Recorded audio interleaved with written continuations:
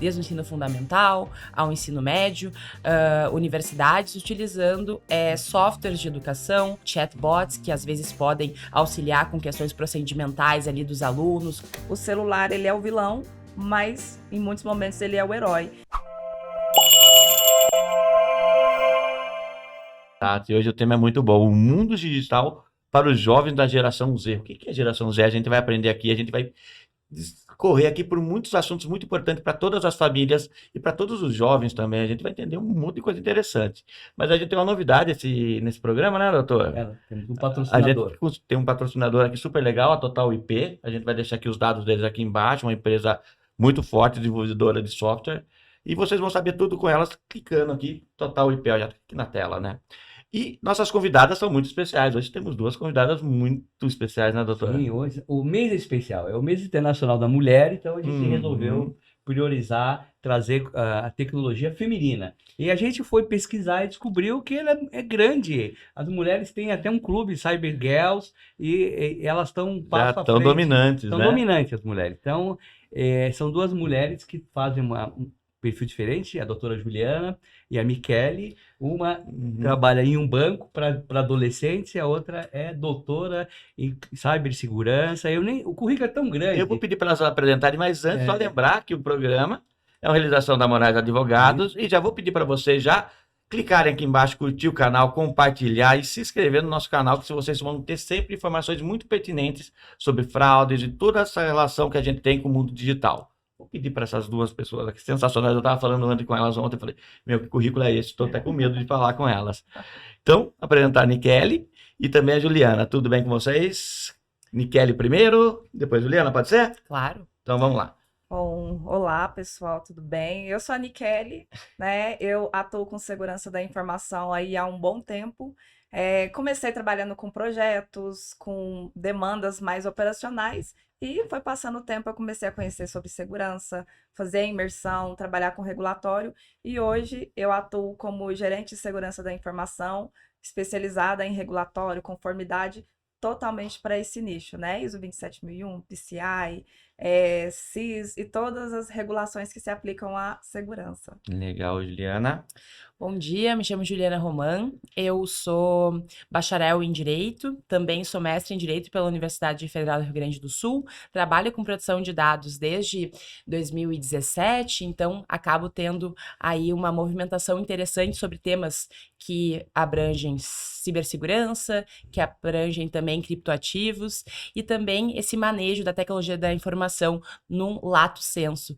Também sou pós-graduada em Direito do Consumidor, com ênfase no digital pela Universidade de Coimbra, e pós-graduada em Direito Digital pela Fundação Escola Superior do Ministério Público, e atuo na parte técnica também como desenvolvedora de software.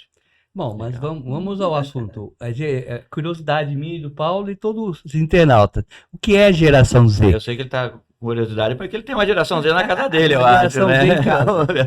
Mas explica direito o que é isso e quais são as características desse público. Perfeito. A geração Z é uma geração que ela nasceu imersa já no contexto digital. Então, nós vemos estudos que trazem diferentes etapas temporais, mas, em média, são aqueles que nasceram em 95 até 2010. Então, são pessoas que circulam muito bem pelas diferentes plataformas, sejam então por smartphones, sejam por laptops, sejam por wearables, que são esses relógios que a gente vê aí que utilizam como Apple Watch, entre outros. Então, são pessoas que se sentem muito bem imersas nesse contexto digital, já com aplicativos de mensagem, redes sociais e então, crianças e adolescentes, podemos dizer, alguns talvez jovens adultos, que têm uma pegada digital com uma real intensificação do que as outras gerações. Michele, olhando para a geração Z, que tipo de golpe e vulnerabilidade essa geração Z tem? E a Nicele conhece e bem, só né, fazendo- Nicele? Você tem só algum em fazendo- casa? Só fazendo mais um Conheço. complemento. Eu acho que é um pouco. O Z está até mais ou menos 2015, 2000, porque a geração hoje de 8 anos, 10 anos, que seria depois de 2010, ela já está incluída nisso aí. Ou seja, porque eu vejo em casa, a minha filha de 10 anos, ela está na geração Z, ela já está querendo cartão, ela já está querendo. Ela tentou fazer um curso de web design, de jogos, né? Com 10 anos. Era muito pesado, não conseguiu. Levou o curso até o fim, eram 4 horas de sábado. Mas eu acho que está havendo uma antecipação, infelizmente, um amadurecimento. A infância está sendo reduzida, né? Esse é um outro problema que eu vejo com ela e com as amigas dela, né? A maioria. Não todos, né? Tem umas ainda brinca de boneca, mas ela já brinca muito pouco de boneca, né? A infância está sendo Exatamente. reduzida e a juventude está sendo prorrogada, né? Isso que é Aham. engraçado. Exatamente. E quando a gente fala da geração Z, né, o que que a gente percebe? É uma geração muito imediatista, né? Tudo para ontem, é tudo pronto. Eles praticamente nascem com o celular na mão. Então, a partir disso, o que acontece? Eles têm acesso à informação, acesso a todo tipo de conteúdo, mas como, né, boa parte aí são crianças, adolescentes, ainda não têm maturidade suficiente para conseguir discernir dentro do mundo digital o que é verdade, o que não é verdade, o que é o melhor, o que não é o melhor. Por quê? Porque é uma geração que quer tudo para ontem. Então, o que que a gente percebe de muita vulnerabilidade e que é utilizado, né, pelos atacantes para conseguir, seja obter informação, roubo de dado, enfim, aplicar os diversos golpes que a gente vê por aí. Essa geração baixa o jogo e quer comprar um avatar, quer comprar quer ganhar dima, quer conquistar um monte de benefícios ali com jogos, e o que que eles fazem? Né, eles acabam pesquisando tutoriais, por exemplo, onde ele vai baixar um aplicativo, um APK, né, o famoso APK, o famoso hack, para conseguir habilitar um jogo, e aí o que acontece? Ele abre vulnerabilidades no equipamento dele, no telefone, e muitas vezes esse telefone não é da criança. Né? É um telefone do responsável, é o telefone do pai, da mãe, do irmão, né? Da avó, que ele foi passear e a avó entregou o telefone. E aí isso abre brechas para que muitos golpes e muitas vulnerabilidades entrem no equipamento. Então, é isso que a gente percebe, é uma geração muito imediatista e que, por não ter ainda esse discernimento, e em contrapartida é uma geração que, querendo ou não, consegue muito, conquista muito, abre as portas para que aconteçam essas situações. Eu acho interessante essa colocação que você fez, porque vai contra uma coisa que a gente tem sempre alertado, né? O uso do telefone, não só da criança, né? Porque o uso do telefone da criança, ela seria menos vulnerável se ela não tivesse aplicativos bancários, né? Como ela usa aplicativos bancários, de pessoas mais velhas, do pai, da mãe, da avó, chegou até a avó, quer dizer, além de usar telefones que têm outros aplicativos, não só financeiro, mas muitas vezes, se for do pai ou da mãe, até ainda da empresa, ou documentos pessoais, escritura, ela usa ainda o da avó, que ainda está chegando numa fase que a gente acha que é uma fase vulnerável, que as pessoas têm menos conhecimento. Então, isso para os fraudadores, para os golpistas de plantão, é ótimo, né? É ótimo, né? Então é melhor já dar o celular para a criança É já. melhor, Fica com o celular. não, aquela história, né? É aquela história que a gente tem, que se você quer uma segurança, digamos assim, talvez 99%, né? Eu acho que 100% é difícil. A pessoa teria que usar 2 celulares. Um para fazer transações bancárias E outro para a criança quebrar. Não, para redes sociais, né? Nós, pessoas, né? Exato. E para a criança a mesma coisa. O telefone da criança, o da minha filha não tem nada de banco, mas ela acaba usando da mãe. Ela acaba usando o cartão da mãe para entrar nos jogos, para mudar de fase, né? Então, isso realmente, eu acho que um alerta que a gente tem que deixar aqui é que para correr menos risco, não usar o telefone da família, usar um telefone para ela. É mais barato e é mais seguro. É mais seguro, né? E aí, até puxando aí, abrindo um pouquinho mais esse tema, dentro de segurança a gente fala, né? Cara, é só falar não. Só que a gente sabe que a realidade assim. não é essa, A vida né? é outra. Porque olhando para o contexto aí das crianças, adolescentes, da geração Z, eles têm necessidades também, porque hoje a família trabalha fora, então precisa ter o contato, precisa ter um serviço de mensagem para poder se comunicar, para solicitar um Uber, para a criança conseguir se deslocar em segurança ou acompanhar o que está acontecendo. Então acaba que o celular ele é o vilão, mas em muitos momentos ele é o herói. Então, E aí, o que que a para gente estudar faz? também, né? Exatamente, a Pra Até isso que eu pandemia ia veio perguntar. trazendo isso, né? E quanto que a tecnologia de informações auxilia na educação, no aprendizado das crianças e adolescentes?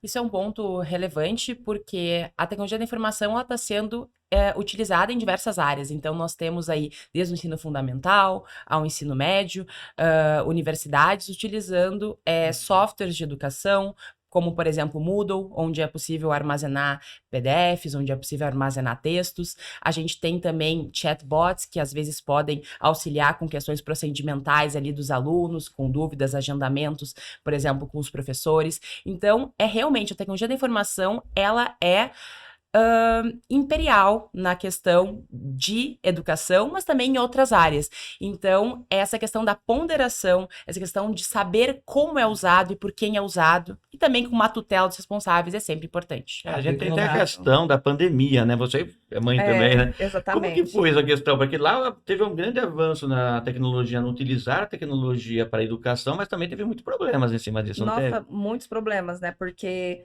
as pessoas, de uma forma geral, tiveram que aprender de um dia para o outro, E como os configurar um professores, então, né? telefone, como criar um e-mail, coisa que para a gente é básico, é óbvio, mas que para muita parte da população não era óbvio, né?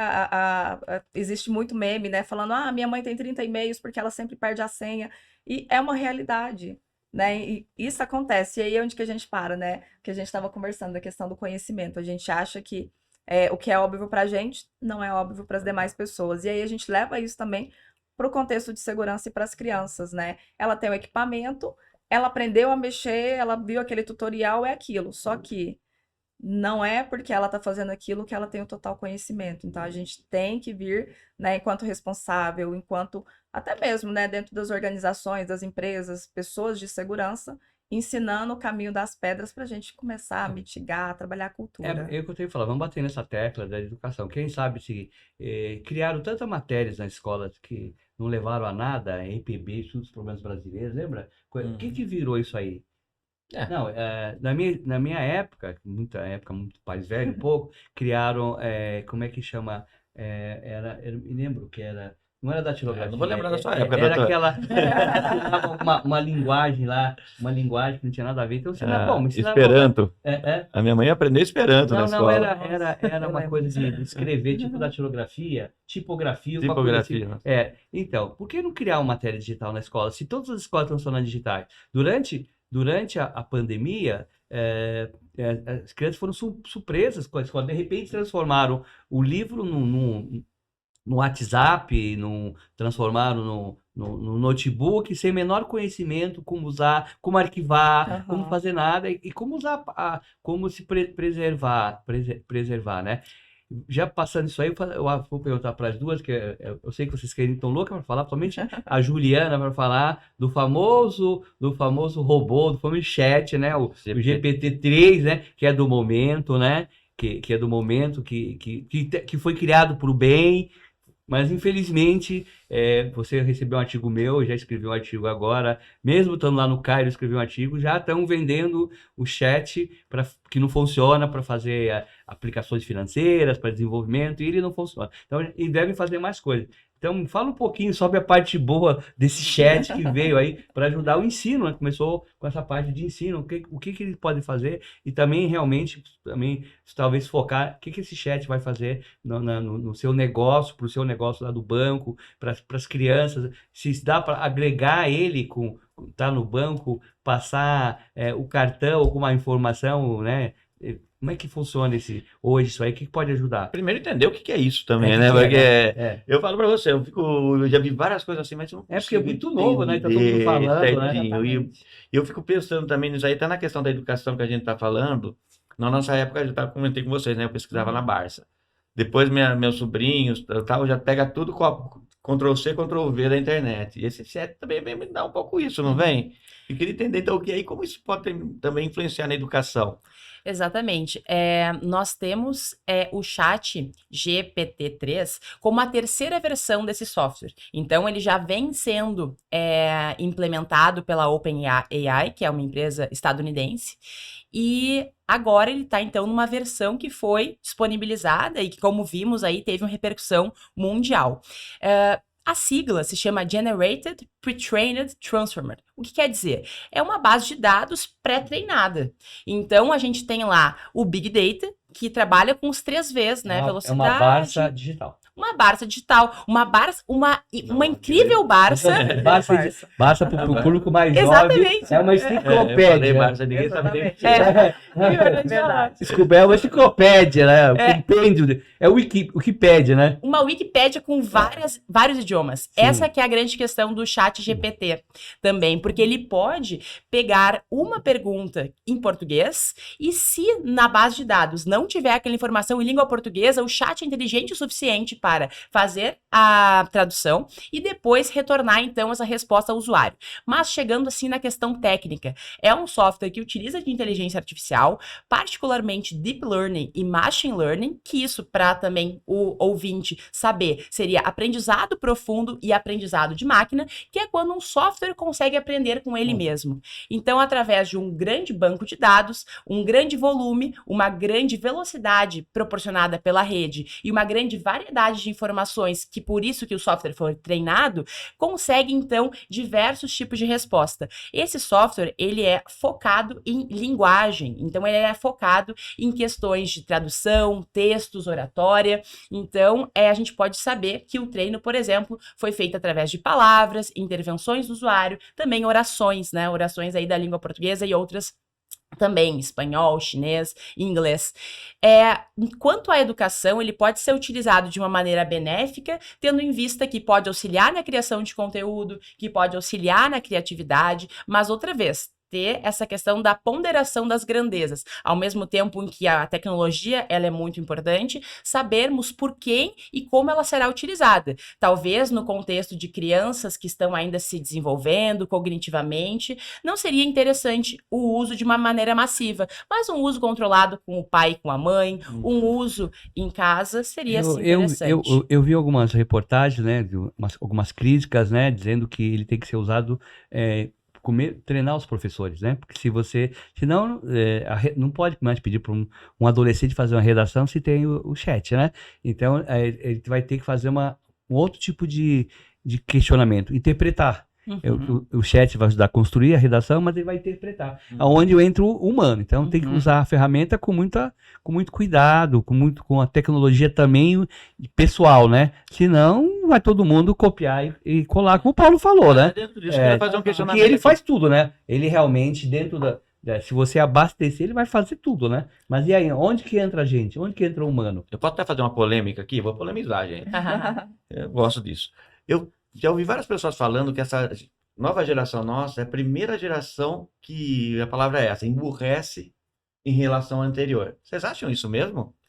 Eu vou pegar essa sentença e eu vou modificar ela, porque eu acho que o software, ele deve ser, sim, utilizado com uma revisão humana. Por quê? Porque a pessoa humana, ela tem essa noção de ponderar no caso concreto, ela tem uma noção para uma revisão, só que eu acredito que a tecnologia da informação, ela veio para exigir mais qualidade técnica. Hoje em dia, nós talvez não vamos contratar 2 pessoas, uma para criar o conteúdo e uma para revisar, ou uma para fazer uma tradução e outra para revisar. Correto. Se eu já tenho um software, eu vou talvez já fazer a revisão automática, Isso eu vou já criar conteúdo. Então, usar com parcimonia, usar da maneira correta, né? E trazer não ser preguiçoso, deixar humana. o software fazer tudo e você ficar emburrecer, como o Paulo falou. Vai emburrecer, né? Exatamente. E mas trazer revisão humana, trazer esses novos cargos de trabalho que vão surgir. Outro dia eu mesmo fui escrever outro dia, peguei um lápis assim, comecei a escrever, falei, nossa, não lembro mais como faz isso.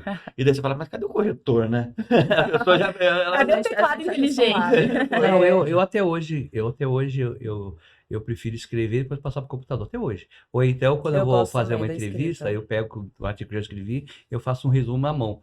Eu gosto ainda muito de escrever, aí eu lembro mais, eu escrevendo, eu guardo mais que só lendo. Mas essa geração não sabe isso mais, né? Eu acho Eu que vejo. Acho a nossa cabeça também, né, gente, é um grande HD, né? Vai começando a apagar aquilo que não é utilizado. sim, o que tá E na aí, frente vai pagando isso, pra trás. vai apagando aquilo que não é utilizado. E aí, até falando aí da polêmica, né, de será que essa geração está emburrecendo em relação ao anterior? Isso. Eu acho que não. Aí eu vou trazer uma nova polêmica, né? Porque quando foi o nosso momento de fazer o nosso salto digital, Uhum. o que a geração anterior falava era absurdo. Exato. Como que vai guardar informações, ó, puxando lá atrás, num disquete? Não esquece. Como que coloca tudo isso? As pessoas não acreditavam, falavam, não, esse menino está inventando moda. O que as pessoas falam também, os mais velhos falam aí dos intermediários, que trabalham, por exemplo, em home office. A pessoa não faz nada o dia inteiro, fica na frente do computador. Ou seja, há taxação. Então, é o nosso momento de questionar a geração que está chegando, para que essa geração, né, que está vivendo um salto, querendo ou não, estão à nossa frente, porque eles já nasceram na tecnologia, nasceram com a tecnologia. Então, é o momento deles também começarem a construir coisas novas. E aí, o que eu vejo que é o nosso papel, ponderar, é aí onde a gente volta no ponto da conversa anterior, da gente interpretar o que está acontecendo, porque eu vejo que é muito o nosso papel que está à frente disso, né? De puxar essa geração que está vindo e falando, olha, que a gente já caminhou por aqui, vamos repensar nesse ponto aqui, né? Inteligência artificial, né? Pegando aí a outra pergunta que veio juntando com a polêmica.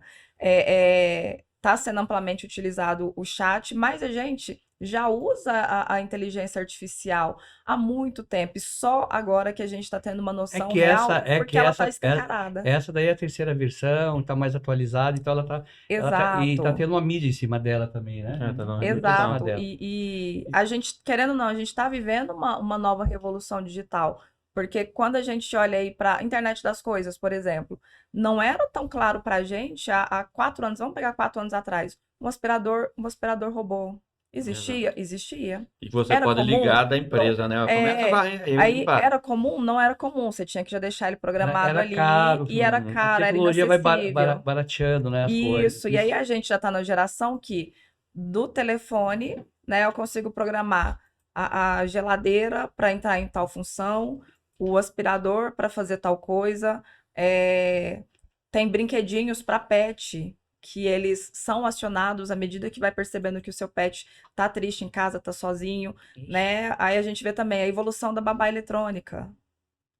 A gente tem medo disso, você Mas não deixa eu voltar, deixa eu voltar ao assunto. Não tem O risco de chat, dar um bug nisso tudo, gente? o chat pode ajudar, ajudar a complicado. desenvolver essa parte negocial do Z1, porque eu vejo essa parte negocial como nova. Eu vejo uma parte muito nova o que ela faz, né? Esse tipo de banco. E pode que é o desenvolver Z1? para educação, porque não adianta você colocar toda essa digitalidade nas crianças de 6 anos, fazer Pix, etc. Se o mais velho, com 30 e 40, não consegue, o vovô também está tendo problemas, né? Então, você está criando uma ferramenta boa, mas sem educação digital para ele usar essa ferramenta, porque ele vai estar muito próximo a sofrer uma fraude. Ele vai estar mais suscetível que ele não tivesse o banco, tivesse só o joguinho, entendeu? Então, como é que o chat pode ajudar para integrar até uma propaganda no marketing? Olha, temos uma ferramenta aqui que ajuda a proteger, a explicar, a mostrar, a mandar conteúdo, mandar um cursinho para casa, alguma coisa assim do gênero. Eu usei um só para explicar o lugar que ela Isso. trabalha, que é um banco, né? Então, Fazer um banco digital para crianças e adolescentes, né? Então, é diferente do que a gente vê de usual aí nos bancos, né? Não tem a codependência de ter o pai, a mãe, o responsável com uma conta, né? Aquele adolescente, ele baixa o aplicativo, faz o cadastro, e aí ele tem a aprovação do responsável, mas é ele que gerencia a conta por completo. Então, mas olha só.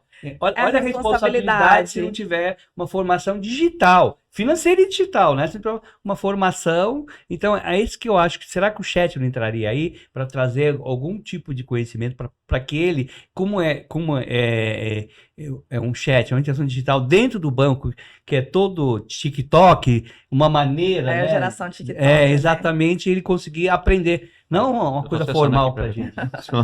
Bom, eu vejo que o chat, o que ele pode fazer? Ele pode aproximar a linguagem com essa criança, com esse adolescente. Porque o que a gente vê olhando para os bancos tradicionais? É uma linguagem totalmente diferente, por quê? Porque é um nicho diferente, são pessoas adultas que têm, né, mais 18, que podem ter crédito, que já nasceram nessa geração, de que eu tenho que ter um cartão, eu tenho que ter o nome com o banco, eu tenho que construir um relacionamento e tudo mais. Essa nova geração, eles estão começando a aprender desde jovens, né? Como gerenciar uma conta, o que que tem ali dentro e tudo Exatamente, mais. isso aí que é importante, esse Exato. aprendizado. Isso, que é um dos nossos propósitos na Z1, né? A gente trabalha muito com a educação financeira, não é somente uma conta para colocar dinheiro, né? Não é só isso. É também, né, o início da jornada, né, com o mercado financeiro, digamos assim, para essa criança, para esse adolescente, inclusive para os responsáveis, né, que acabam acompanhando como que é feito esses gastos, tudo que acontece. E aí, quando a gente traz a inteligência artificial para esse contexto, o que que a gente pode utilizar? Utilizar muito a nosso favor, porque eu posso ter formas de comunicação, de aproximar desse cliente, trazendo a linguagem, entendendo quais são as tendências, porque, querendo ou não, é uma geração que quer aquilo de bate-pronto, quer aquela informação, mas quer a informação de maneira fácil. Então, quando eu pego essas novas tecnologias e insiro no aplicativo, insiro na linguagem, no meio, no modo de comunicação que a gente tem, é algo muito importante, muito relevante, porque traz para perto da gente, porque é importante a gente ter essa proximidade com o cliente. E aí, quando a gente fala nesse cenário de vulnerabilidades, quando eu consigo me aproximar do meu cliente, ter uma linguagem clara que ele compreende, eu consigo começar a trabalhar também com ele além dessa esfera, né? Porque para a gente também é importante a gente trabalhar com a vulnerabilidade. Eu não posso jogar a responsabilidade só no meu cliente, né? Eu tenho que entender que eu também tenho meu papel, Eu que concordo com você. tenho regulatório. A responsabilidade da empresa, do banco, da fintech é muito grande. Inclusive para a imagem dela, né? Se todo mundo, se o número de fraudes crescer no seu banco, vai perder credibilidade, os pais não vão deixar. O banco é muito vulnerável, tá? Porque o que nós não falamos aqui é a origem, né? A origem de tudo isso aí, que é o sequestro, o roubo, o vazamento de dados, né? Aham. Esse é o foco. Mas a gente, agora mudando um pouco, né, Paulo? Juliana, o IA, inteligência artificial no cotidiano, o que ela pode ajudar? A Michele já falou para a parte bancária, né? Fizemos um marketing do banco dela aqui, né? Porque é muito bom, é muito interessante, é um produto realmente novo, né? Mas o que a gente pode usar da inteligência artificial no nosso cotidiano, né? Desde do adolescente até o vovô, dentro Que vem da evoluindo pessoa, muito, né? para a empresa também, de uma Já maneira até no geral. aprendizado, né? Claro. Então, a gente já tem uma ampla utilização da inteligência artificial no nosso dia a dia. Então, aplicativos aí de rota, como a gente utiliza, Google Maps. A gente tem também aplicativos de transporte, que são os mais utilizados. Todos utilizam também inteligência artificial. Sites de busca, como o Google, por exemplo, também tem algoritmos vinculados à inteligência artificial para predizer, então, possíveis perguntas, possíveis respostas, possíveis interesses daquele usuário. Nós temos também redes sociais, né? Não é à toa que a gente vê no nosso feed conteúdos que nos interessam. E isso são algoritmos inteligentes, né? Inteligência artificial, que proporcionam aí a questão ao A gente vai ter usuário. uma dúvida minha, então. Porque a gente está conversando muitas vezes sobre um produto, não nem digitou nada. E de repente já aparece. Isso é inteligência artificial ou uma coisa que está escutando a gente falar? Tira essa dúvida. É interessante. Eu fico morrendo, às vezes eu falo, poxa, como ele sabia que eu queria isso? É interessante, porque os nossos celulares são hardwares, né, extremamente potentes e eles têm assistentes virtuais. Por exemplo, se eu utilizo um iPhone, eu tenho a minha assistente virtual chamada Siri. Então, se eu faço o comando e ela me ouve, ela, de certa forma, então tem essa possibilidade de ouvir. Então, se você não desabilita na questão das configurações que a Siri te ouça, a priori, sim, ela pode estar te ouvindo e por isso, então, por inteligência artificial, pode pegar essa informação e já trazer, então, essa informação predestinada. Mas, voltando aí à questão... Obrigado, cara. Você tirou uma dúvida que eu tinha na minha vida. É interessante. Mas voltando lá, desculpa, eu parei. É uma parte de geolocalização também, né? Porque isso acontece quando você está usando o aplicativo Waze ou Google Mapas e você está passando em frente ao lugar e te indica, aqui tem o McDonald's. Você é usuário do McDonald's. Então, a geolocalização com a inteligência artificial unida do lado é perigoso. Ela sabe onde você está. Isso é muito complicado. complicado e bom para segurança, às vezes, em alguns casos, né? Mas vamos supor, usando aí a geração Z que a gente estava comentando, quão perigoso pode ser que saibam onde nosso filho ou filha está, mas o quão seguro é onde nosso filho e filha está. Então, eu acredito muito que a tecnologia, essa questão da ponderação, sempre digo, porque é perigoso? Porque pessoas maliciosas podem vir e usar essa informação, mas se a gente tem sistemas seguros, com uma boa cibersegurança, que se a gente tem, né, pessoas ali responsáveis por essa criança, pode ser muito benéfico. Então, acho que são essas questões de ponderação. Mas aí, voltando então para o que o Afonso perguntou também, essa questão de como pode ser utilizado. Por exemplo, educação. Como bem disse a Nikele, com chatbots. Então, no banco já tem um chatbot, e pode ter então um chatbot com uma linguagem mais acessível, talvez até de uma maneira educativa, porque a gente sabe que o chat GPT, ele traz essa questão de conteúdo denso, conteúdo extenso. Então, se uma criança faz uma pergunta, talvez o chat comum, o chatbot comum antes dessa geração de software, falaria uma pequena sentença não tão profunda. E se utilizado, então, esse que já tem uma inteligência artificial mais aguçada, vai dar realmente, como o Afonso disse, uma aula para a criança, que seria interessante. A gente também pode ver aí, para escolas, a utilização de chatbots para agendamento, como eu já disse antes, para professores, para pequenos empresários, a gente pode utilizar como análise de dados, o GPT ele tem essa possibilidade, a gente também pode usar como questão de operações repetitivas, de tarefas operacionais, a gente também pode utilizar o chat, ele pode ser utilizado também para questões de marketing com o seu cliente, não só utilizando o WhatsApp como uma maneira de comunicar com o cliente, mas também utilizando uma maneira mais rebuscada, onde o Afonso faz uma pergunta e o chat responde. Eu faço a mesma pergunta e o chat vai responder de uma maneira diferente. Porque é isso.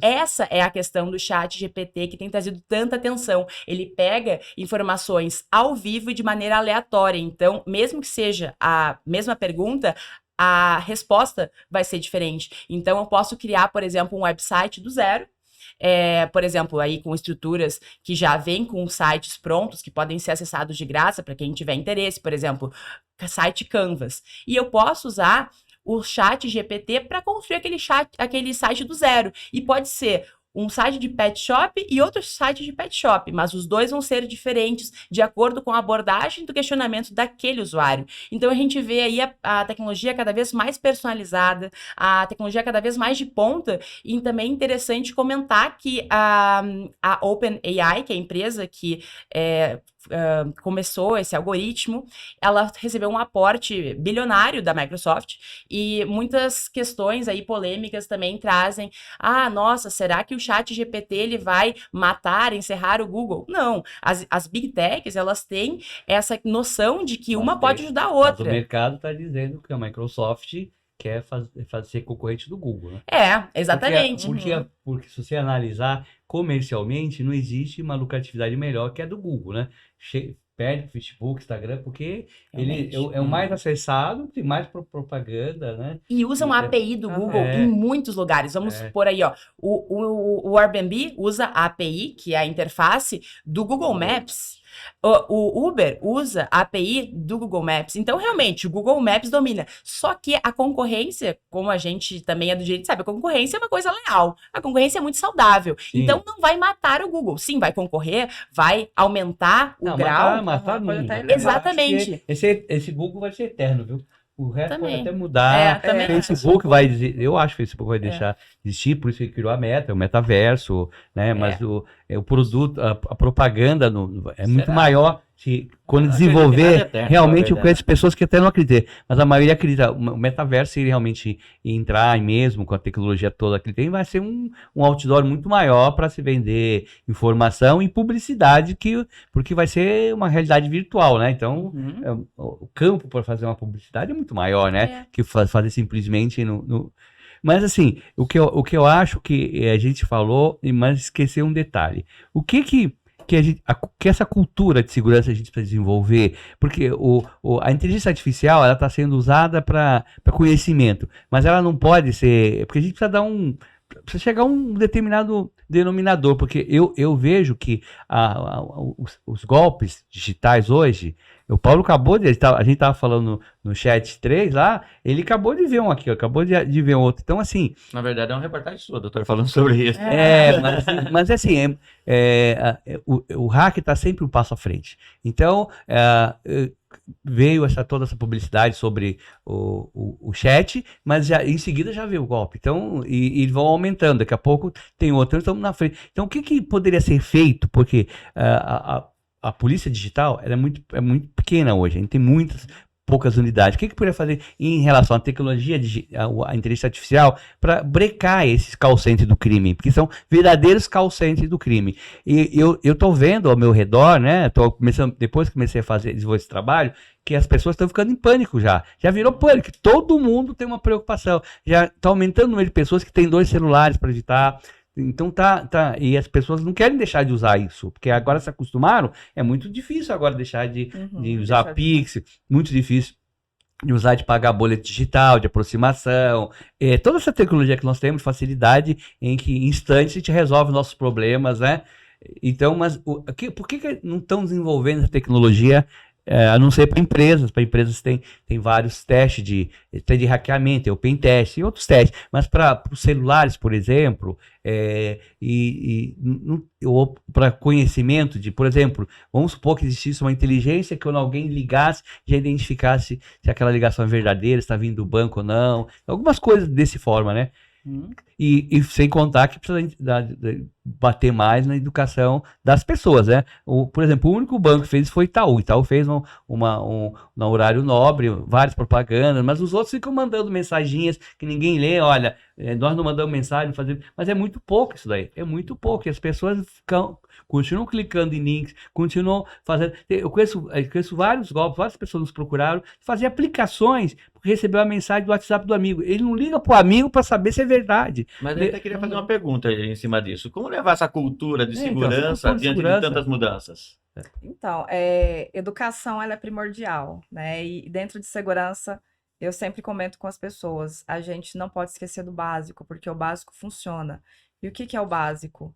Ensinar o A, o B e o C. E a gente vê que não há muitos investimentos em segurança, né? A gente não vê propaganda de entidade nenhuma, né? Exceto a campanha que você falou que teve do Itaú, e outras campanhas menores que aconteceram. Então, tá aí no momento de a gente aproveitar essa evolução digital para a gente também dar uns passinhos para trás para poder fazer com que as pessoas tenham esse aculturamento, porque a segurança, ela tem que ser acessível, ela é clara, e segurança é de todos, né? Quando a gente olha ali puramente segurança da informação, o que a gente tem dentro dos princípios básicos?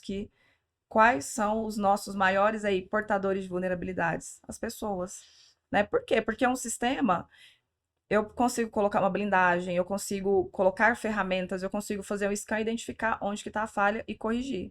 Ou, dependendo da falha, eu consigo, né, dentro ali da minha política, da minha análise de risco, entender o quanto ela é aceitável para o meu negócio, para o mercado que eu atuo. Agora, pessoas, a gente não consegue fazer essa classificação nesse formato. O que a gente tem que fazer? Educar as pessoas, ensinar para elas, igual vocês trazendo a questão do telefone. Vocês sabiam que é possível, na maioria dos telefones, criar uma segunda partição, criar uma segunda camada onde você pode esconder os seus aplicativos bancários e aquilo que é relevante para você, e ter ali uma segunda interface. A primeira foi aquela que você falou do que escuta, agora eu posso criar também Existe, você pode criar no seu telefone, como no computador, quando a gente cria 2 perfis, você pode criar um perfil oculto, colocar uma senha, ele não vai aparecer para ninguém. Mas esses fraudadores não conseguem entrar? Esses são tudo meio loucos. Não, porque tem uma camada de proteção, eu tenho que ter a senha, eu tenho que acessar o ambiente, colocar a senha para eu conseguir acessar aquele aplicativo. Olha lá, orientação importante, hein, gente? Essa é uma dica nova e importante, tá vendo? Isso que está precisando de falar sobre educação, como a Michele falou, desde o básico até tecnologia. Precisa falar, a mídia precisa dar mais cobertura para isso, e as pessoas precisam procurar um pouco mais desse conhecimento. Porque também não adianta, se você tiver conhecimento, ninguém procurar, né? Ninguém esperar cair no golpe para depois... Exatamente. E existem vários softwares gratuitos, como essa ideia que a Nicele disse, também, por exemplo, software de produção de senhas. Então, lá, para você não ter que fazer vários cadastros na mesma plataforma, você pode gerenciar suas senhas. Lá, provavelmente, vai ser um ambiente criptografado, né, desse software, e gratuito. Então, a pessoa pode, sem uma onerosidade, baixar esses aplicativos. A gente tem aí diversas questões hoje que podem ser utilizadas de maneira gratuita para proteger a nossa segurança na rede e também para otimizar os nossos serviços, sejam eles de pequenos negócios, seja questão de educação também, a partir do que está gratuito e disponível. Então, acho que é sempre importante ter essa noção de usar a tecnologia ao nosso favor. E nessa questão da geração Z, como eu faço para levar para eles essa educação em relação a isso? Tem um caminho diferente? Porque para nós é um pouco... A gente já tem um pouco mais A gente receoso. tem mais, e A gente é mais acaba medroso. tendo mais tudo. noção, mas a Uhum. gente foi trabalhado de que forma? No medo, Uhum. né? Por exemplo, quando você aprendeu que é perigoso atravessar a rua se o sinal estiver vermelho? Alguém te deu aula disso? Ah, sempre falava. Minha mãe já deu uns tapas na minha cabeça quando eu falava. Era aquela coisa, era muito do Mas a medo. gente sabia, Você é muito não medo. sabe em que momento da vida você Os aprendeu, pais falam, você vai mas morrer se você, atravessar. mas você sabe, né? Você sabe, se vem um Uhum. carro ali, você sabe, opa, ali não dá para atravessar. Exato. É uma coisa natural.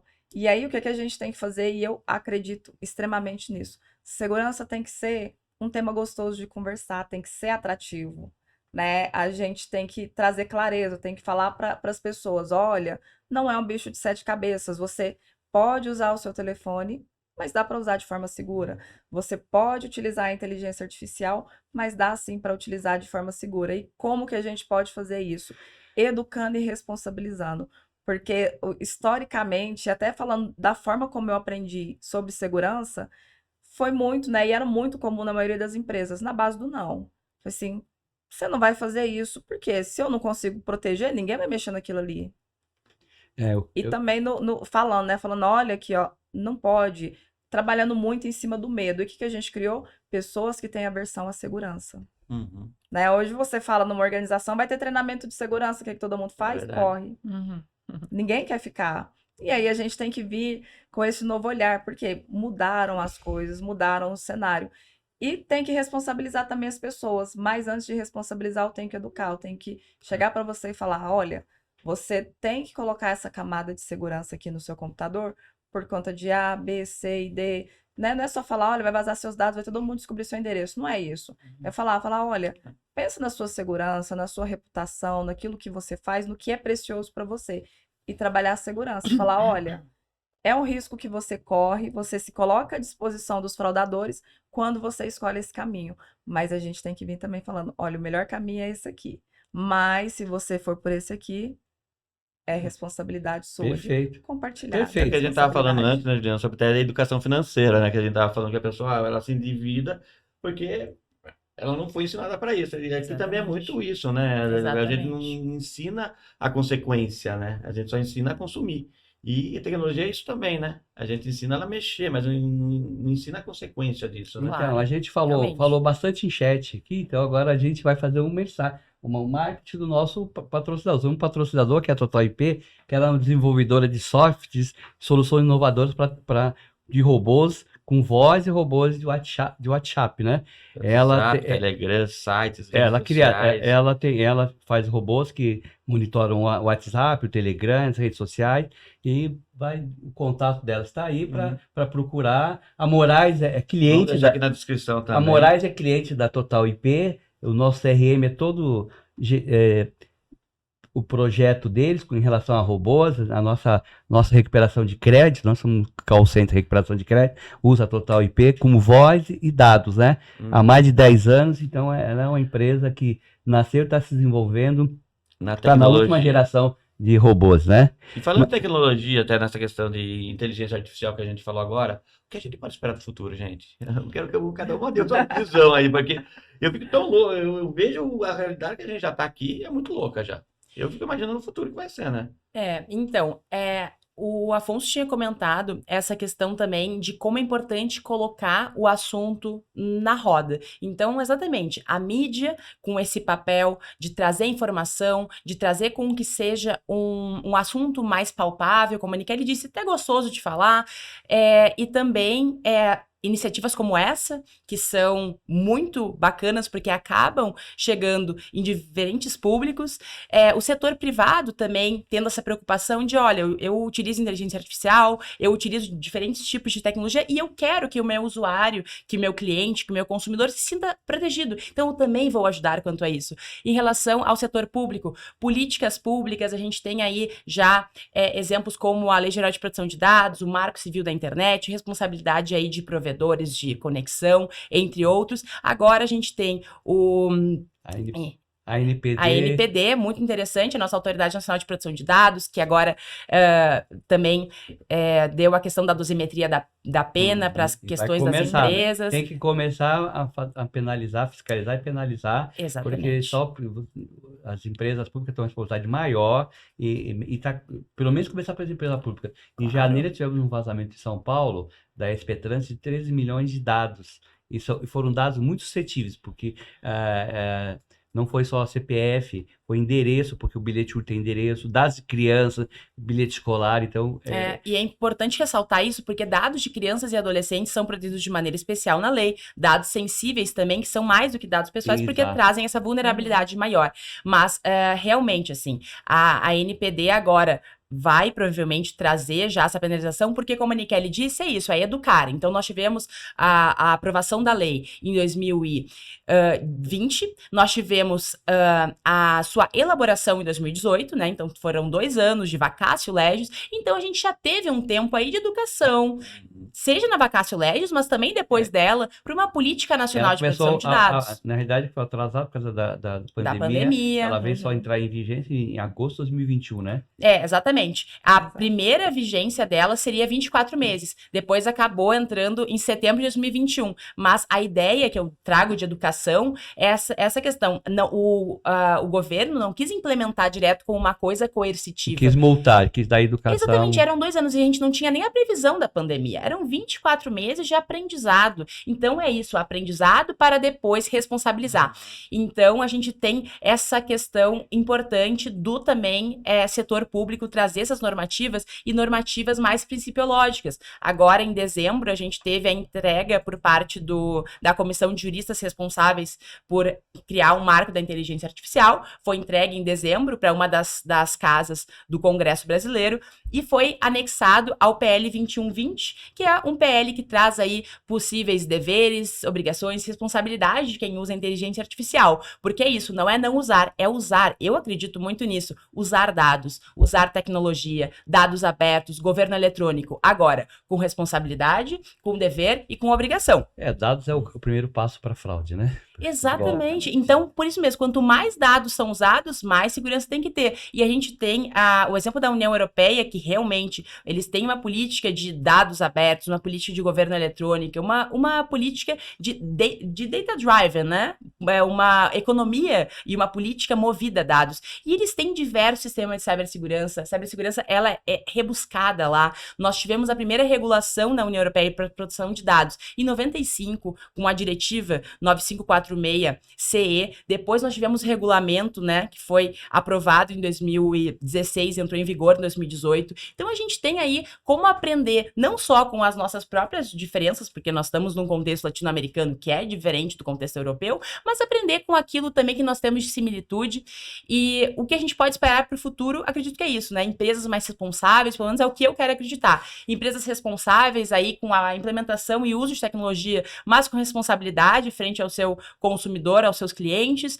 Um setor público que entenda que uma legislação não vai e não pode barrar as tecnologias, mas deve sim regular e trazer direitos aos cidadãos e às cidadãs. E também nós, sociedade, trazendo esse debate à tona e a gente também fazendo a nossa micropolítica com os nossos filhos e filhas, com as nossas famílias e fazendo com que esse seja um assunto palpável e bacana. Exatamente. Bom, para encerrar, eu queria... Não, mas ela tá ligando.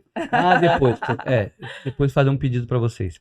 Vai... Bom, o que eu espero, imagino do futuro é que a gente vai ver uma humanização maior da tecnologia, né? Eu acho que vão surgir tecnologias que vão se aproximar cada vez mais da realidade humana, dos sentimentos, e que isso vai trazer para a gente uma grande virada, e não só digital, mas também da gente enquanto seres humanos, né? A gente vai, querendo ou não, a gente está numa onda de se conectar cada vez mais, mas essa nova geração, ela tá vindo mais preocupada com o ser, com o viver. Então, acho que vai dar uma mexida aí, enquanto a gente vai ter muita gente querendo humanizar a tecnologia, implantar novos produtos, né? Tudo novo, trazer novidades incríveis.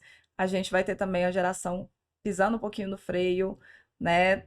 Trazendo Indo um pouco devagar. mais de regulação aí para tudo isso que está acontecendo. Então, vai ter um conflito aí. Uma última dúvida minha, doutor, finalmente. A gente comentou aqui sobre o metaverso. Como isso pode ser utilizado nesse contexto todo? Como isso pode ser utilizado na educação e também nos riscos que isso gera para essa geração Z que a gente está falando? O metaverso, ele é uma questão de imersão total. Então, de novo, proteção de dados, além de cibersegurança, claro, mas eu vou pegar mais para a área que eu tenho especialidade, proteção de dados. No momento em que eu uso um headset e eu vou ter um avatar super realista naquele ambiente, ele vai ter exatamente as minhas medidas. Então, vai ter a leitura da minha íris, né? Vai ter a minha biometria do meu rosto, vai ter, então, todos os cálculos matemáticos, independente se eu envelhecer ou não, a distância dos meus olhos, a distância do meu olho com a minha boca e do meu nariz com a minha boca, não vai mudar. Então, eu vou ter ali, aquele headset, totalmente as minhas informações sensíveis, meus dados sensíveis, meus dados biométricos. Então, essa é uma grande questão, nós precisamos de... É outra proteção que vai ter. Nossa, é muito Essa é outra importante. proteção. Já teve até um filme de uma empresa chinesa que ela estava fazendo um projeto para hackear isso aí. Ela bancou um projeto, acho que na Holanda, que você usaria o ônibus, né? E só entrar no ônibus já Agora que a gente teria fica com passagem. susto, E né? aí Quando ele fica queria ouvindo usar isso. todos esses dados para outra coisa. Era uma empresa. E assim, num contexto, por exemplo, mundial, onde existem vazamento de dados, a torto e a direito, e eu digo no Brasil bastante, mas existem em outros lugares também, por exemplo, vou dar um exemplo, tá? No Japão, teve uma pequena cidade onde um servidor público estava com um laptop, e o laptop tinha diversas informações dos cidadãos daquela cidade japonesa. E ele perdeu o laptop e roubaram os dados. E o Japão, ele tem boas medidas de segurança, no geral. Só que, assim, uma falha humana. Mas, né, é uma questão realmente interessante isso do como a gente precisa ter legislações de diferentes níveis, e eu vou pegar a minha especialidade, que é proteção de dados, e falar, precisa ter um ambiente extremamente seguro, porque senão os cidadãos e cidadãs vão ficar muito vulneráveis, e os usuários também, porque é diferente, né? Eu posso ser uma cidadã brasileira que vou estar acessando o ambiente do metaverso, mas eu posso estar mais insegura do que, talvez, uma cidadã europeia que tenha um sistema maior de proteção de dados, de proteção da sua segurança digital naquele continente, ainda que nós estejamos no mesmo local online, porque a gente tem que falar também sobre quais legislações serão aplicáveis, se vai ser essas legislações sem âmbito geográfico, se vai ter uma extraterritorialidade, como vai ser a questão da proteção de dados, porque a proteção de dados já tem esse quesito extraterritorial, mas a gente tem que ver uma aplicabilidade, a gente tem que também ver como essas empresas, elas vão utilizar o espaço, que a gente sabe, né, já tem aí muitos dólares rodando no metaverso há alguns anos já, uns 2 anos, pelo menos a gente já tem dados interessantes sobre, e é isso, assim, ver como a gente consegue utilizar a tecnologia sem deixar o usuário desprotegido. Gente, ainda bem que tem vocês, porque eu morro de medo dessas coisas de pessoas. Eu queria que, resumidamente, cada um apresentasse um golpe que vocês conhecem, como que essa é sempre é uma dica que a gente tem que dar, Claro. que é uma das maneiras de Alertar as prevenção é pessoas. conhecer o golpe. Se a pessoa conhece o golpe, como a gente falou, o golpe lá da chatbot do GPT lá, que estão vendendo no mercado um kit por R$150 e realmente não funciona, então não devem comprar esse kit, devem procurar a empresa que é detentora do chat e negociar direto o que está à venda aí no mercado. Então, vocês têm algum golpe que vocês conhecem para trazer para nós? Bom, falando em golpe, eu gosto dos clássicos. Porque Os o clássico, ele nunca sai da moda, infelizmente, né? Deveria sair. Os golpes relacionados a trabalhar a confiança da pessoa e induzir ela a a fazer um pagamento, a trazer informações e tudo mais, né? Ou seja, quais são Estelionato esses... digital. Exatamente. Quais são os golpes clássicos, né? A ligação falando do sequestro, que hoje ela aprimorou, né? A gente, em conversas aí WhatsApp também. com amigos, né? A gente comenta muito. O crime, infelizmente, é extremamente organizado. Call center do crime. É muito estruturado, né? A gente tem provas físicas. O nosso call center já foi hackeado várias vezes, de uma maneira geral, né? Nós somos responsabilizados porque quando a fraude é imperceptível para o consumidor, né? Ela é muito perfeita, aí a responsabilidade do banco, dos call centers, né? Então nós fomos fraudados, usaram o WhatsApp como se fosse nós, negociaram, receberam, várias vezes. Isso acontece quase uma vez por mês, alguns mais elaborados, outros menos elaborados. Então a gente, mesmo com todo cuidado, mas não dá para, se a outra parte tiver cuidado, que é o consumidor, ele não faz uma checagem direta, ele simplesmente Exatamente. recebe uma ligação ou uma mensagem de WhatsApp e não confirma, ou então uma negociação. Então a gente sabe que existe os call centers, é provado isso, né? Que existe os call centers, a gente já recebeu planilhas, eles têm metas, são pessoas que o emprego também, como diminuiu, então as pessoas têm que ganhar, têm que comer. Então nós não quer saber se aquele call center é do bem ou do mal, e vai trabalhar lá, tem a mesma neurolinguística de um call center, falam muito bem, tem metas, né? E aí, com o vazamento de dados, né? Vazamento de dados de bancos, financeiros, vazamento do Serasa, que teve 240 milhões. Então, e é o que eu falei, que é a mãe de tudo, é o vazamento de dados, que aí eles montam o call center, né? Igual tava falando desses golpes que... os golpes clássicos, né? Os Claro, clássicos da que pessoa não tem saem teu da dado, moda. né? E até falando dessa questão de vazamento, a gente sabe que muitos vazamentos que vieram à tona são vazamentos antigos. E aí, como que é utilizado por esses escritórios, né, por essas organizações criminosas?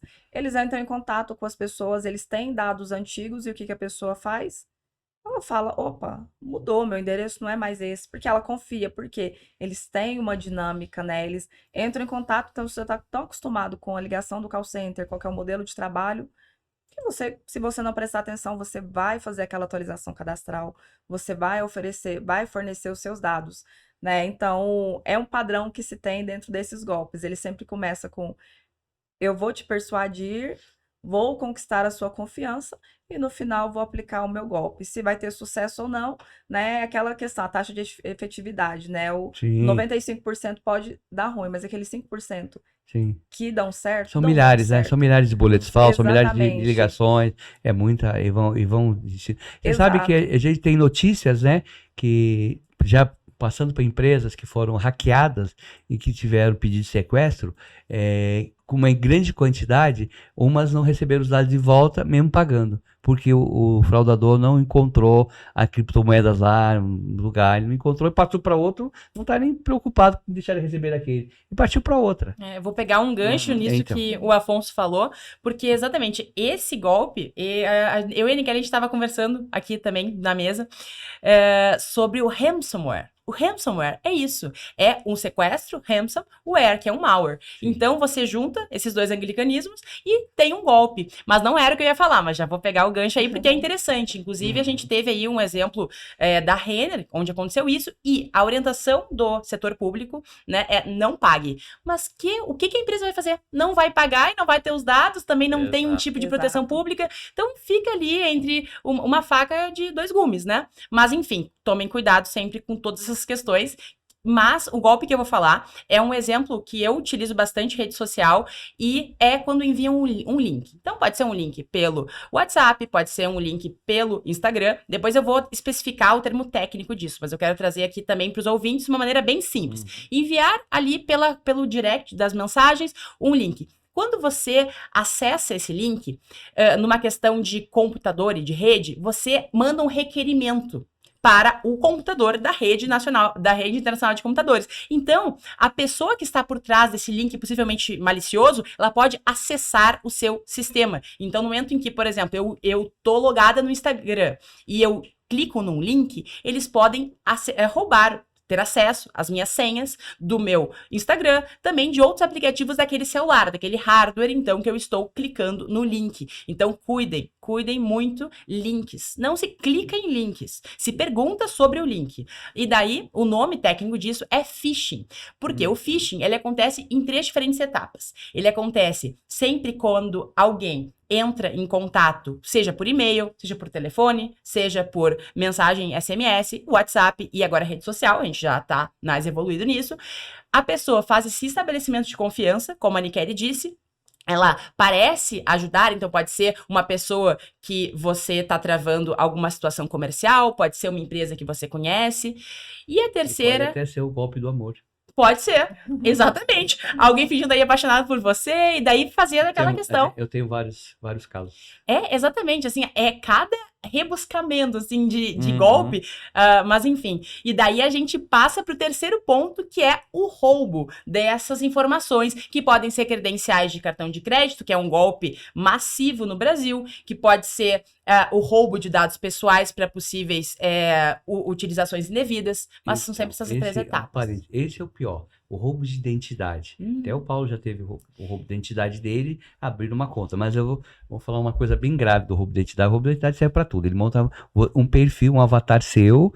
Ele pode roubar suas redes sociais, se elas valerem alguma coisa, pedir sequestro. Mas a gente teve casos que roubaram a identidade, montaram várias fraudes. Uma delas, ele montou a fraude do convênio. Ele virou conveniado, fez uma cirurgia e a pessoa só descobriu quando ela foi usar o convênio, fazer a mesma cirurgia e foi negada. Meu Deus. Você vê a que ponto chega a fraude. Que ponto tem que ter cuidado com os dados. É o que eu tenho batido direto.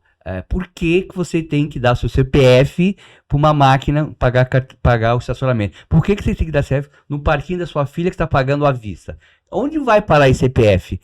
Porque o CPF não é um documento oficial de identificação. Ele virou um documento oficial. O documento oficial seu para se identificar é o RG. Só que o RG não foi feito um cadastro geral, então, mas pelo seu CPF, se você usar a inteligência artificial, você vai descobrir quem é você. Esse é um ponto, só vou pegar, assim, 2 argumentos aí que me chamaram muita atenção. Roubo de identidade, vinculando ao metaverso. Se roubarem a nossa identidade no contexto de WhatsApp, num contexto ainda que a gente usa o digital e o não digital de uma maneira conexa, mas não integrada, já é perigoso. Imagina roubarem o nosso avatar super realista e o Afonso está aqui com nós, conosco na mesa, e ele não é o Afonso. Porque ele tá com o headset, com todas as informações do Afonso, projetando aquele avatar super realista. Então, a questão do perigo é muito pertinente. E a questão também do CPF, né, para quem tá ouvindo, sempre ter o cuidado de qual é a empresa que tá pedindo. Primeiro, dar nunca é o ponto. Se você quer dar o seu CPF, verifique se a empresa tem uma credibilidade de segurança da informação. Se ela vai expurgar depois o seu CPF, não vai usar em banco de dados, que é o que diz a LGPD. Você não pode guardar dados de ninguém, a não ser que seja autorizado, tem um relacionamento. Você vai fazer um contrato, comprar um veículo de uma casa. Sim, financiado. Isso aí são bases legais. Agora, as bases legais da legislação que são muito importantes. Que é um consentimento, contrato, qualquer coisa que envolva. Para você guardar, sem ser expurgado, seja no final, por exemplo, a gente faz recuperação de crédito, a gente usa o CPF numa base que vem, mas a gente é obrigado a expurgar. Pagou, ele é expurgado. Nós não guardamos mais no banco de dados para não sermos hackeados, né? Exatamente. E todas essas medidas também de tratamento que envolvam, por exemplo, a coleta, o uso, a conservação e depois a extinção desse dado de uma maneira segura. Sim. Então, empresas responsáveis com os dados pessoais não são o grande problema. A questão é que muitas empresas não são responsáveis. Porque se você segue a legislação, e a legislação traz medidas de contenção, é tudo dentro do previsto. Por isso você tem que ter uma empresa de cibersegurança, falando de empresas que tem, não da pessoa física. A pessoa física é outro que nós já falamos no começo, as seguranças, do grau de certificação, você ativar a notificação para quando você fizer um pagamento, você conferir. Eu vou contar um caso novinho aqui para vocês com todo o meu cuidado. Eu sou, toda hora acontece comigo, imagine com os outros. Eu estava no Cairo, no Museu do Cairo, e aí lá eles enxotam as pessoas, literalmente, fecha às 6, mas começa a enxotar às 5, né?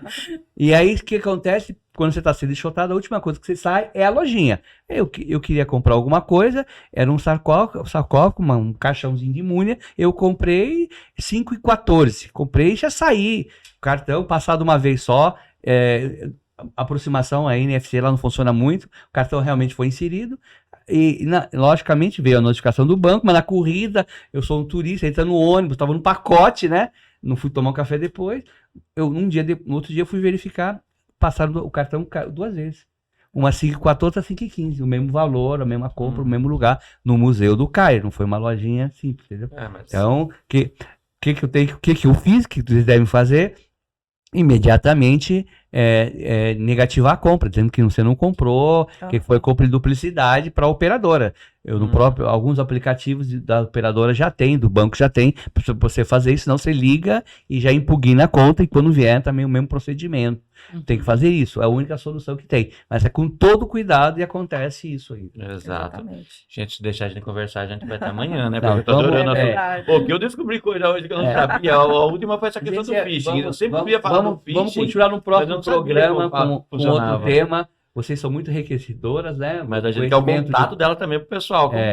deixarem o contato de vocês, né? O contato de vocês para que as pessoas entrem em contato. Caso queira também, já não quero passar meu dado pro pessoal. Não, dado profissional é sempre bom passar, né? Exato. Onde a Juliana pode ser encontrada, a Niquele pode ser encontrada. O meu LinkedIn é Juliana Roman, lá vocês podem me encontrar. Gosto muito de conversar sobre diferentes temas, então sempre aí projetos profissionais e também dúvidas pessoais, acho muito bacana, tô sempre aberta. E também pelo meu Instagram, meu arroba é Julie_Ana Roman. Esse é um pouco mais difícil, por isso que eu digo assim. Mas vou pedir para LinkedIn. depois deixar embaixo também. Perfeito. Aí depois, então, vou colocar o arroba do meu Instagram, que é um Instagram profissional, então estritamente direcionado para isso, e meu LinkedIn, que lá também posto todas as questões, inclusive ontem eu dei uma entrevista sobre o chat GPT, que vai sair no portal IG. Semana passada eu dei uma entrevista do chat GPT também, que saiu na Brasil 61, que é uma rádio de Brasília. Enfim. É uma agência de rádio, né? É uma agência distribuída para diversas cidades. Então, ali eu também tenho reportagens sobre inteligência artificial, entre outras. Quem tiver curiosidade. Você vai voltar ao programa com o tema. Nós vamos ver um outro tema que o seu conhecimento é muito abrangente. A gente não falou, como o Paulo falou, numa hora não dá nada. A gente vai pegar um outro tema para voltar ao programa e passar um pouco mais conhecimento para os nossos internautas, né?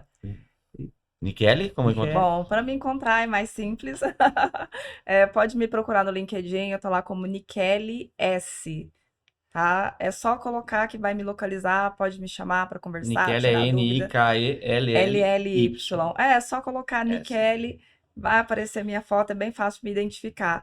E eu sempre estou participando aí dos eventos de segurança, sempre que tem, principalmente aqui em São Paulo, eu participo. A gente tem aí algumas rodadas de encontro. Como vamos ter na segunda-feira, a gente pode fazer a propaganda do... É verdade, vai ter o jantar do MindSec nessa segunda, né? Que é um clube de cibersegurança, onde as pessoas, além do jantar, as pessoas têm algumas palestras, né? Algumas... E é um evento incrível, o MindSec é muito bom, realmente. Então, a gente vai aprender um pouco mais para trazer para os internautas, né? Aprender um pouco mais, todo mês tem. Então, tem participante de evento, a Michele está antenada nisso aí, e só temos que agradecer, trazer todo esse conhecimento aqui. Agradecer também nossos apoiadores, a ITEC, a Avante, e o Grupo Moraes que realiza esse...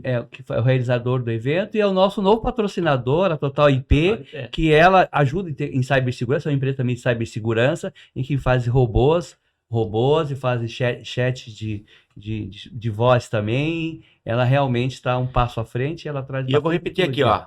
Se inscreva, curta, compartilhe. Gostou desse conteúdo? Manda para todo mundo. Tem cada coisa aqui que eu não sabia hoje que muita gente precisa saber. Então vamos compartilhar isso aí, gente. Só tenho que agradecer vocês. Foi sensacional, gente. Muito obrigado. Obrigado. Doutor, obrigado mais uma vez. Até a próxima, pessoal.